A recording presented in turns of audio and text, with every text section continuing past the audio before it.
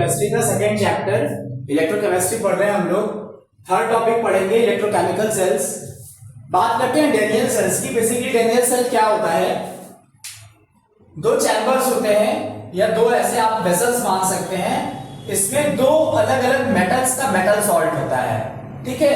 तो यहाँ पे हमने क्या लिया है, एक तो लिया है जिंक, दूसरा मेटल हमने लिया है कॉपर। तो जिंक की रॉड जहां होगी वो जिंक के सॉल्ट में होगी, ठीक है।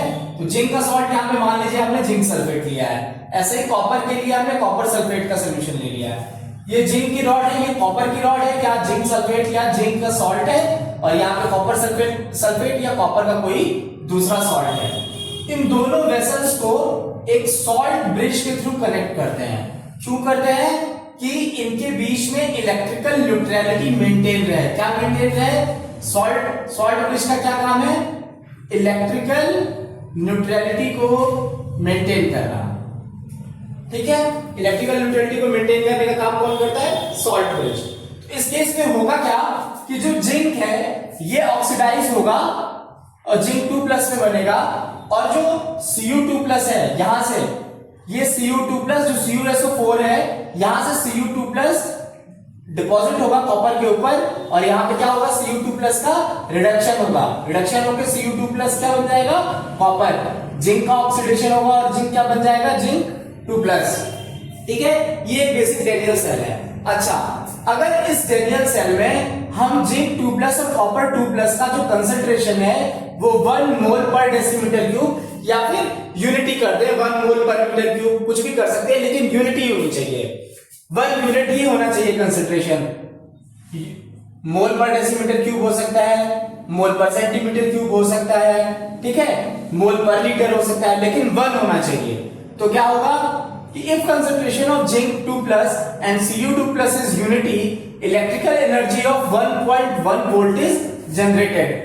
जब जिंक 2+ और Cu2+ का कंसंट्रेशन 1 होगा तो 1.1 वोल्ट की इलेक्ट्रिकल एनर्जी जनरेट होगी। इलेक्ट्रॉन कहां से? जिंक की तरफ से इलेक्ट्रॉन फ्लो करेगा कॉपर की तरफ, और कॉपर वाले रॉड की तरफ से जिंक की तरफ इलेक्ट्रिक करंट फ्लो करेगा। अब हम क्या करते हैं, हमने जो डैनियल सेल लिया है, इस डैनियल सेल में एक एक्सटर्नल एनर्जी का सोर्स लगा देते हैं। ये एक्सटर्नल हम लगा देते हैं जिसकी वैल्यू 1.1 वोल्ट से कम रखेंगे हम। तो होगा क्या कि ये जो जिंक है ये एनोड के जैसे काम करने लगेगा, यहां पे नेगेटिव चार्ज हो जाएगा, और ये जो कॉपर की रॉड है ये कैथोड की जैसे काम करने लगेगा और इस पे पॉजिटिव चार्ज हो जाएगा। तो होगा क्या, इलेक्ट्रॉन जिंक से कॉपर की तरफ फ्लो करेगा और करंट कॉपर से जिंक की तरफ फ्लो करेगी।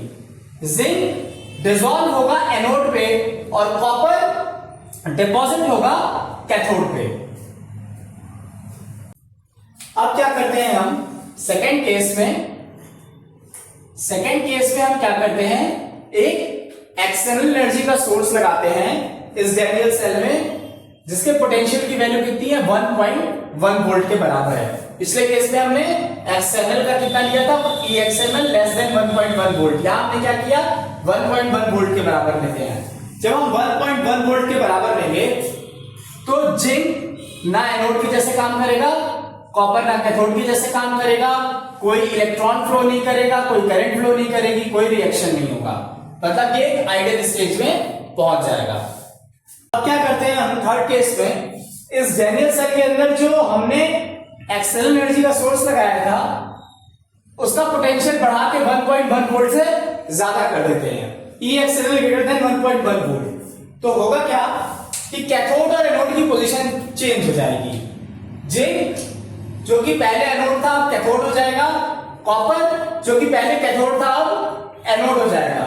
तो जिंक पे पॉजिटिव चार्ज आ जाएगा, कॉपर पे नेगेटिव चार्ज आ जाएगा। अब इलेक्ट्रॉन कॉपर से जिंक की तरफ फ्लो करेगा, कॉपर से जिंक की तरफ इलेक्ट्रॉन फ्लो कर रहा है, तो करंट उसके अपोजिट डायरेक्शन में, मतलब जिंक से कॉपर की तरफ फ्लो कर रहा है।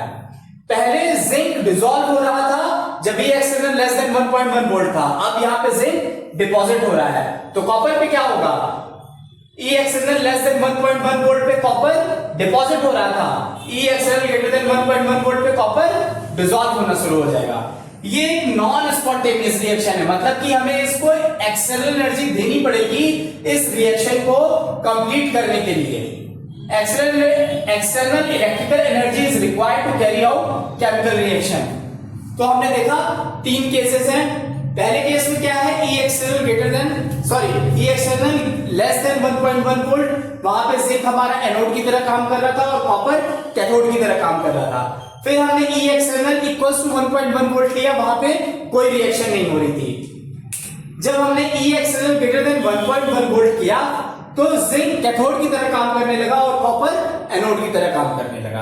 अब हम नेक्स्ट लेक्चर से पढ़ेंगे कि क्यों लेस देन 1.1 वोल्ट पे जिंक एनोड की तरह काम कर रहा है, कॉपर कैथोड की तरह काम कर रहा है। ऐसा क्यों है कि कॉपर रिड्यूस हो रहा है, जिंक ऑक्सीडाइज हो रहा है। ये सब होता है स्टैंडर्ड इलेक्ट्रोड पोटेंशियल की वजह से। तो हम स्टैंडर्ड इलेक्ट्रोड पोटेंशियल कैलकुलेट करना सीखेंगे, स्टैंडर्ड हाइड्रोजन इलेक्ट्रोड पोटेंशियल क्या होता है वो कैलकुलेट करना सीखेंगे। फिर उसके बाद हम नेक्स्ट लेक्चर्स में इनके न्यूमेरिकल्स को भी देखेंगे।